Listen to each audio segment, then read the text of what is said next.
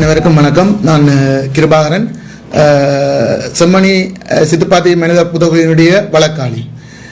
கடந்த காலங்களில் இந்த நினைவேந்தலை நாங்கள் செய்து வந்திருக்கின்றோம். இந்த குறிப்பிட்ட கால பகுதியில், அதாவது நேற்று வரை 222 மனித இன்பு தொகுதியில் முழுமையாக கண்டுபிடிக்கப்பட்டிருக்கின்ற நிலைமையிலும் இது போன்ற பல 2 மடங்கானவை அங்கே காணப்படலாம் என்ற ஐயுறுவையான நிலைமைகள் காணப்படுகின்ற போது இந்த நினைவேந்தலை சர்வதேசமயப்படுத்த வேண்டிய, அதே நேரம் அரசியல் கட்சி அரசியல் வேறுபாடுகளுக்கு அப்பால் அனைத்து அமைப்புகளையும் ஒன்றிணைந்து ஒரு கட்டமைப்பாக உருவாக்கி இந்த நினைவேந்தல்களை கொண்டு செல்ல வேண்டிய தேவைப்பாடுகளில் நாங்கள் இருக்கிறோம்.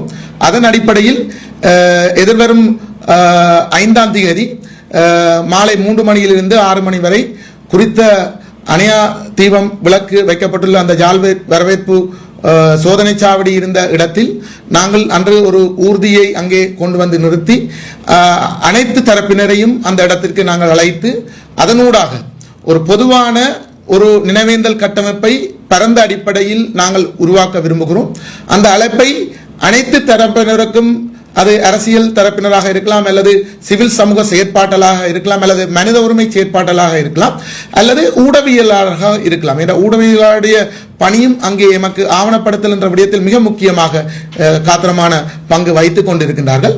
எனவே அனைவரையும் ஒன்றிணைத்து அன்றைய தினம் நாங்கள் அந்த ஒரு கட்டமைப்பை உருவாக்கி அதன் அடிப்படையில் 5ஆம் தேதி ஒரு ஊர்தி குறிப்பாக மக்களுக்கு இந்த நினைவேந்தல் தொடர்பான செய்தியை கொண்டு செல்வதற்காக 6ஆம் தேதியும் 5ஆம் தேதி 3 மணியிலிருந்து 7 மணி வரையான நேரத்திற்கு குறிப்பாக இந்த செம்மணி மனித புதகுலியுடன் தொடர்பட்ட நாவக்குழி, கைதடி, தனங்கிளப்பு, அரியாலை, ஜால்நகர், குருநகர், பாசோர் போன்ற பகுதிகளுக்கு அந்த ஊர்திகளை கொண்டு சென்று அதனூடாக ஒரு துண்டு பிரசுரத்தினை வழங்கி இந்த நினைவேந்தல் தொடர்பான அறிக்கைகளை, அறிவித்தல்களை மக்களுக்கு கொண்டு செல்ல இருக்கின்றோம்.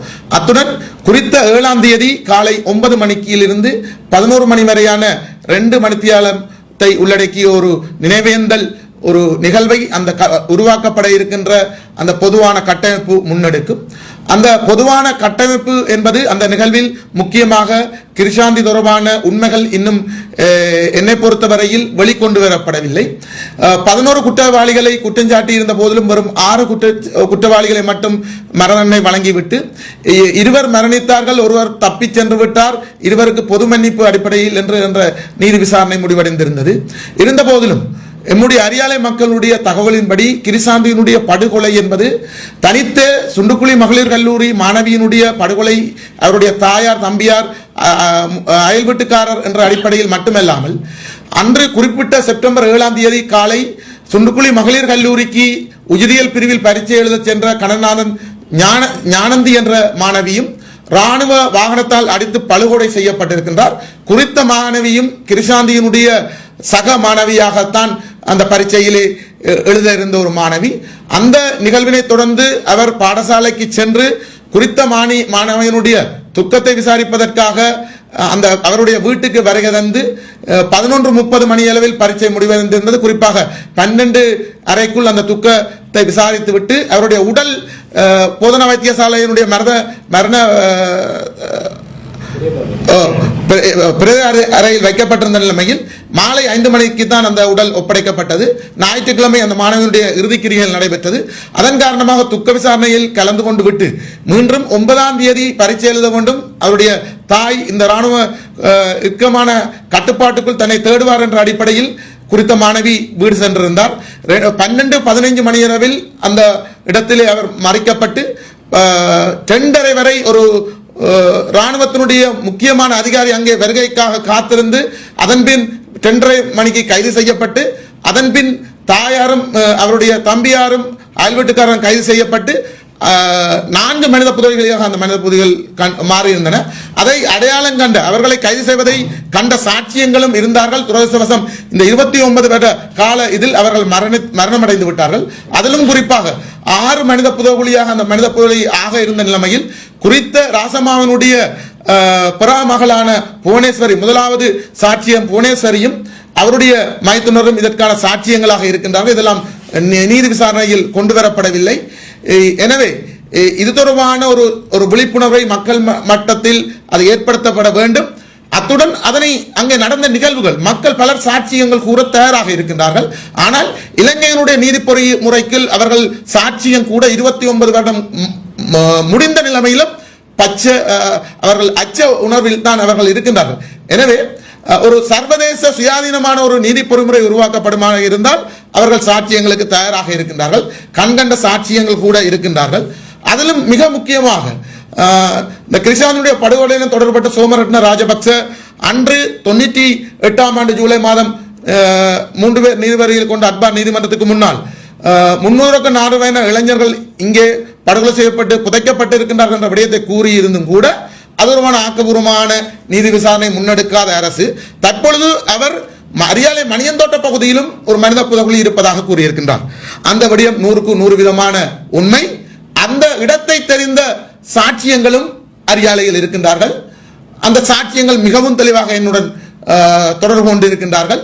அந்த மனித புதைகுழி என்பது ஒரு பாரிய அளவிலான மனித புதைகுழியாக காணப்படலாம். இவ்வாறான மனித புதைகுழிகள் அரியாலை பகுதியில் தனித்தே அரியாலை சித்துப்பாத்தி இந்து மயானமோ அல்லது செம்மணி பகுதியோ அல்லாமல் குறிப்பாக அரியாலை பகுதியில் காணப்பட்ட இராணுவ முகாம்கள் சித்திரவதை கூடமாகவும் இராணுவ முகாம்களுக்கு அருகாமையில் இந்த மனித புதைகுழிகள் அதிக அளவுக்கு காணப்பட்டிருக்கின்றன. அதிலும் குறிப்பாக சோமரட்ன ராஜபக்சனால் 26 இடங்கள் அடையாளப்படுத்தப்பட்டிருந்தாலும் கூட வெறும் 15 இடங்களில் அந்த அகழ்வு இடம்பெற்று 15 உடல்களுடன் அந்த 99ஆம் ஆண்டு அகழ்வு நிறைவு பெற்றது. துரதிர்ஷ்டவசம் அன்றைய ஜனாதிபதி சோமரட்ன ராஜபக்ச இன்று கூறியவாறு அனைத்தையும் நீங்கள் காட்டிக் கொடுக்காவிட்டால் உங்களுக்கு மன்னிப்பு வழங்கப்படும் என்ற அடிப்படையில் குறித்த அரியாலை சித்துப்பாத்தி இந்து மயான பகுதிக்கு வருகை தந்து அந்த இடத்தில் சில நிமிடங்கள் தயங்கி நின்று சென்றதாகவும் கண்கண்ட சாட்சிகள் கூறியிருக்கின்றன. எனவே என்னை பொறுத்தவரையில் அரியாலையில் சாட்சியங்கள் நிறைந்திருக்கின்றன. அந்த சாட்சியங்கள் இலங்கையினுடைய நீதி பொறிமுறைக்கு நீதி கிடைக்கும் என நம்பவில்லை. இதனை விட மிக அதிகமான சம்பவங்களுடன் தொடர்பட்ட சாட்சியங்கள் புலம்பெயர் தேசத்தில் இருக்கின்றார்கள். புலம்பெயர் தேசத்தில் இருக்கின்ற மக்களிடமும் சாட்சிகள் திரட்டப்பட வேண்டிய தேவைப்பாடு இருக்கின்றது. எனவே இது ஒரு சர்வதேச விசாரணையை கொண்டு செல்லுமாக இருந்தால் இந்த விசாரணை முன்னெடுக்கப்படும். அதனை விடுத்து மனித உரிமை கவுன்சிலும் அல்லது நீதி அமைச்சர் கூறியவாறு உள்ளக பொறிமுறைதான் தள்ளப்படுமாக இருந்தால் இன்னும் பல மனித புதைகுழிக்கு இந்த வழக்கு விசாரணை கொண்டு சென்று விடும் என்ற தகவலைத்தான் நான் இங்கே கூற விரும்புகிறேன். எனவே மிகவும் தெளிவான ஒரு செய்தியை இந்த நினைவேந்தல் குழு விடுக்க விரும்புகிறது. முக்கியமாக இந்த நினைவேந்தல் குழு ஒரு பொது கட்டமைப்பாக உருவாக்கப்பட வேண்டும். அந்த பொது கட்டமைப்பு இனிவரும் காலங்களில் அனைத்து நினைவேந்தலையும் சர்வதேசத்துக்கு தெரிவுபடுத்தி எமது இங்கே நடைபெற்றது இனவழிப்பு என்ற அடிப்படையில் ஒரு தீர்வினை எட்டுவதற்காக அது கொண்டு செல்ல வேண்டும். அத்துடன் இந்த ஊடகங்களையும் ஒருங்கிணைத்து ஆவணப்படுத்த வேண்டிய தேவைகள் இருக்கின்றன. ஏன் நான் இங்கே இதனை கூற வருகின்றேன் என்றால் இந்த சாட்சியங்கள் குறிப்பாக இந்த 696ஆம் ஆண்டு மட்டும் 628 பேர் இவ்வாறு காணாமல் ஆக்கப்பட்டிருக்கிறார்கள் என்று அன்றைய காணாமல் போனோர் சங்கம் அரசாங்கத்தினூடாக அந்த பதிவினை உறுதிப்படுத்தி வைத்திருக்கின்றார்கள். அதனை விட சர்வதேச மன்னிப்பு இயக்கம் ஒரு அறிக்கையை சர்வதேச ரீதியில் இயங்குகின்ற ஒரு மனித உரிமை அமைப்பு 98ஆம் ஆண்டு ஏப்ரல் மாதம் ஒரு 700 பேர் வரையானவர்கள் 96ஆம் ஆண்டில் மட்டும் காணாமல் போனதான அறிக்கை 98ஆம் ஆண்டு ஏப்ரல் மாதம் வெளியிடப்பட்டு சர்வதேச மன்னிப்பு சபையிடமும் அரசாங்கத்திடமும் அறிக்கை கையளிக்கப்பட்டிருக்கின்றது. அந்த அறிக்கையினுடைய பிரதிகளும் அதனுடைய இலக்கங்களும் மிகவும் தெளிவாக இருக்கின்றன. அதில் அந்த அறிக்கையில் மிக 700 பேர் தொடர்பான விசாரணைகள் தொடர்பான முழு விவரங்களும் அந்த அறிக்கையில் உள்ளடக்கி இருக்கின்றது. எனவே என்னை பொறுத்தவரையில் 96ஆம் ஆண்டு இவ்வாறு காணாமலாக்கப்பட்டோர் தொடர்பான விடயங்கள் 25க்கு மேற்பட்ட நிறுவனங்கள் அது இராணுவ மயப்படுத்தப்பட்ட அமைப்புகளாக இருக்கலாம், அல்லது ஜனாதிபதியினால் உருவாக்கப்பட்ட ஆணைக்குழுவாக இருக்கலாம், இல்லை காணாமற் போனோர் தொடர்பாக செயற்படுகின்ற மனித உரிமை உள்நாட்டு அமைப்புகள் சர்வதேச அமைப்புகளாக இருக்கலாம். 25 நிறுவனங்களுக்கு மேற்பட்ட அமைப்புகளில் அவர்கள் அந்த சாட்சியங்களை கையளித்திருக்கின்றார்கள்.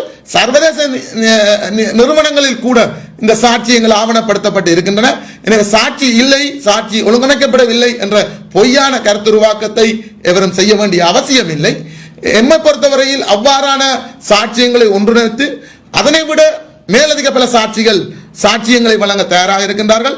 அவ்வாறான ஒரு வழங்குகின்ற செயற்பாடு ஒரு சுயாதீனமான சர்வதேசத்தின் நீதி பொறிமுறைக்கு உட்பட்ட ஒரு முறையாக இருந்தால் அதை வழங்க அவர்கள் தயாராக இருக்கின்றார்கள். எனவே எம்முடைய கோரிக்கை, இந்த நினைவேந்தல் ஊடாக நாங்கள் சர்வதேசத்துக்கு ஒரு செய்தியை கூற வேண்டும். அவ்வாறு கூறாவிட்டால் மனித உரிமை அமைப்பு வெளியிட்டிருக்கிற நேற்று முன்தினம் வெளியிட்டிருக்கின்ற அறிக்கை உள்ளக பொறிமுறையை இந்த அரசாங்கத்துக்கு கொடுப்பதாகத்தான் இருக்கின்றது.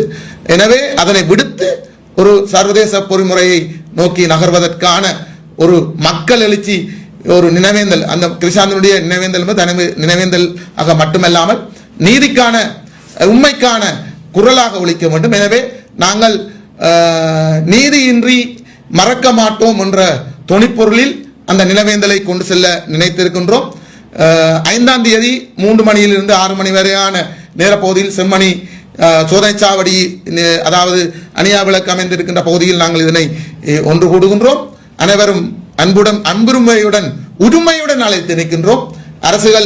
அரசியல் வேறுபாடுகள் இன்றி, சமூக வேறுபாடுகள் இன்றி இந்த தமிழ் மக்களுடைய விடிவுக்காகவும் இங்கே தமது நீதிக்காக போராடி கொண்டிருக்கின்ற இந்த 80 தொகுதிகளுக்காகவும் நீங்கள் அனைவரும் ஒன்றுபட்டு ஒற்றுமையாக ஒரு அணியில் ஒன்று திரண்டு வேண்டும் என அன்பான வேண்டுகோளை விடுக்க விரும்புகிறேன்.